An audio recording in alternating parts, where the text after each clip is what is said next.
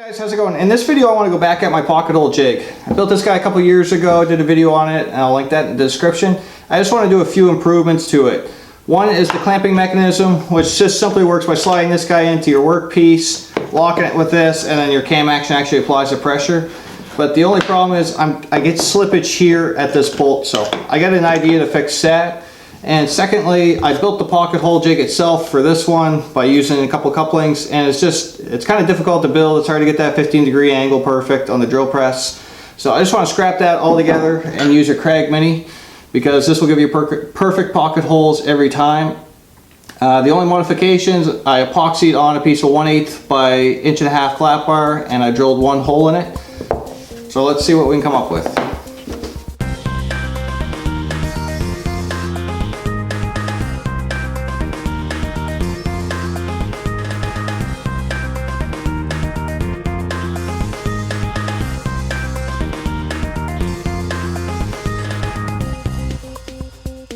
Alright, construction of the main body is actually quite simple. It's just a piece of 3/4 inch plywood, 3 3/4 wide, and it has this 1.5 inch groove cut out of it.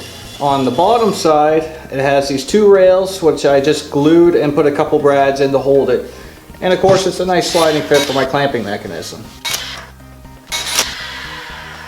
So with the new design, what I did is I made a clamping block. What I used 1.5 inch oak, and I just cut it 3.5 inches long. And I drilled a hole in it, which will allow for a threaded rod to go through with the T-nut. Now this will get glued to my sliding mechanism here, like so. And then on this end here, we're still going to have our cam like on the old one, which will slide this forward. But instead of having a sliding piece to set the material thickness, you're going to have a threaded rod that you can advance in. Alright, so to locate the position where this dowel needs to go for the cam lock, all I did is I set my piece in between my two rails. I grab my clamp block, and I'll keep that flush to the back like this. And then I just make sure that I got about 1/4 inch to 3/8 of an inch here to allow that to move forward. And then I could just measure off from here to here about 3/4 of an inch, and I'm actually going to use a 7/8 dowel, and that should work out pretty good.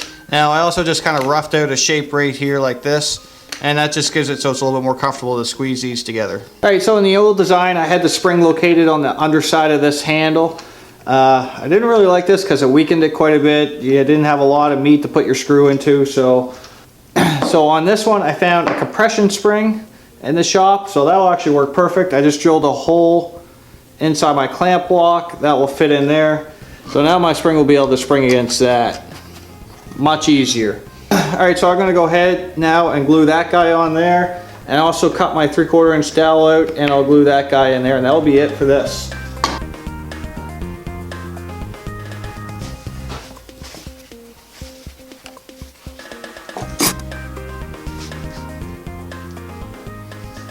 Alright, so I got my threaded rod here, what's going to go through my clamp block. I just temporarily put a double nut on the end. I just made this very simply by cutting a piece of dowel and then sanding it nice with a nice little taper on it. And I also drilled a hole to help hide the nut.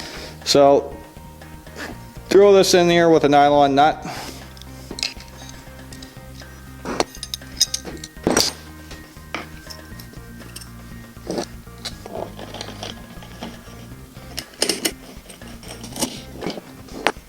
This is just a piece of maple I cut with a hole saw.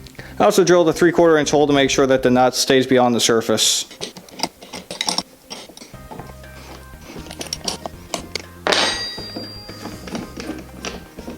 Alright, so the construction of the pocket hole jig itself is pretty simple. It's just 3/4 inch plywood. I sandwiched two pieces together on either side.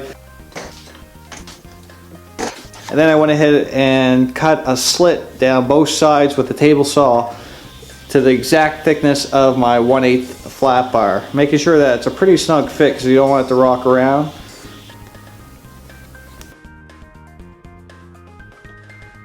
Then I just cut the piece out here the exact same thickness as my Kreg jig. Now don't do what I did. I actually cut that a little bit too big. I ended up having to take a piece of edge tape to put in there to fill in the gap because it was rocking back and forth a little bit, but it seems to be good now.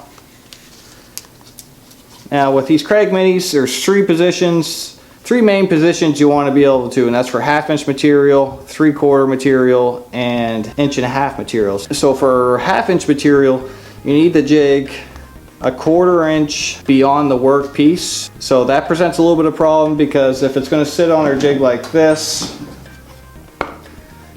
we have to make sure our jig will go down far enough. So what we're going to do is we'll lay out a mark here and drill out exactly a 1/4 inch so that we can jam that all the way down and rest it on the bottom of the jig.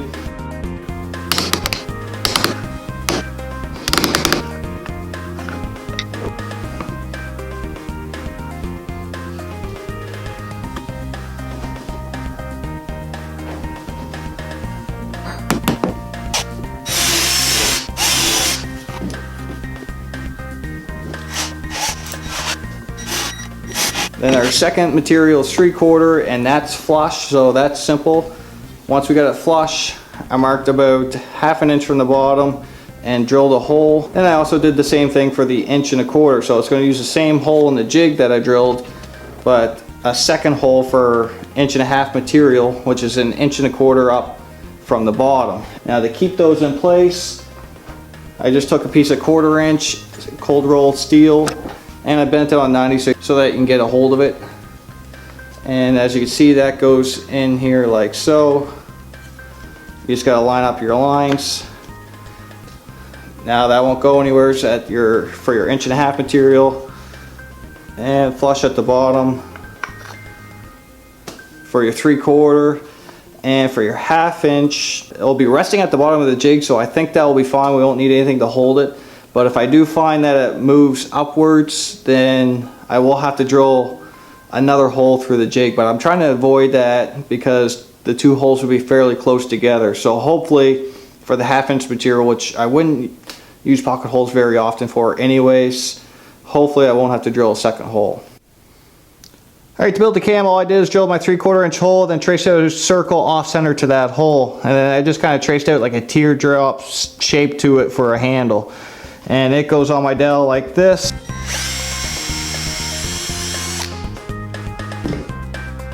And I got one of these big washers used for insulation to hold it in place.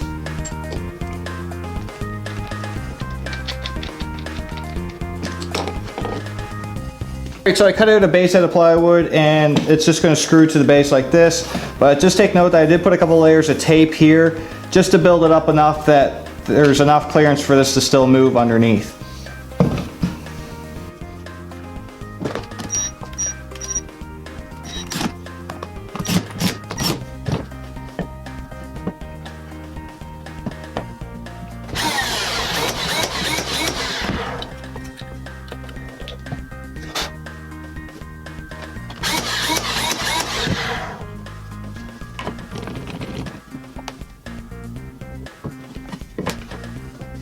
Alright guys, that's it for this project. I'm actually really happy the way this turns out.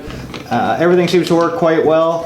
All you gotta do is put your workpiece in and crank this in until it's, just till it's just barely touching, and then you can lock it with your cam. And as you can see, that really has got a hold of it. So